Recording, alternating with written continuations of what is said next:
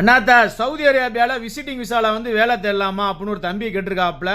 இதுக்கு நம்மளோட பதில் என்னன்னு கேட்டிங்கன்னா, வேலையத்த மாமியா மருமகளை போட்டு தாளாட்டின கதை தான். என்னடா இப்படி சொல்கிறேன் அப்படின்னு நினச்சி வருத்தப்படாதீங்க மக்களே. சவுதி அரேபியாவில் வந்தீங்க அப்படின்னா தங்குறதுக்கு, திங்கிறதுக்கு, தூங்குறதுக்கு இது எல்லாமே விலை அதிகம்.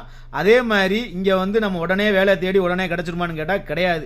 நான் என் பொண்டாட்டிக்கு 2 வருஷமாக வேலை தேடிக்கிறேன், இன்ன வரைக்கும் வேலை கிடைக்கல. ஏன் அப்படின்னு கேட்டிங்கன்னா, இங்கே வந்து விசா வந்து உடனே நம்மளை நம்பி கொடுத்துட மாட்டாங்க. இந்தியாவில் உள்ள ஏஜென்ட்டு தான் கொடுப்பாங்க. திரும்ப நான் அங்கேருந்து இங்கே தான் வர வேண்டியதாக போயிடும். இப்படி சாப்பிட்றத விட்டுவிட்டு இப்படி சாப்பிடக்கூடாது மக்களே. அதே மாதிரி இங்கே வந்தீங்க அப்படின்னா வீட்டு வாடகைலாம் அதிகம். நம்ம ஊர் காசுக்கு 40,000 50,000 ஆகும். அது இல்லாமல் சாப்பிடணும். இது வரைக்கும் இல்லைண்ணே நான் ஹோட்டலில் இருந்துக்கிறேன் அப்படின்னாலும் ஒரு நாளைக்கு ஹோட்டலு, அது இல்லாமல் காரு, பைக்கு எல்லாம் தேவைப்படும்.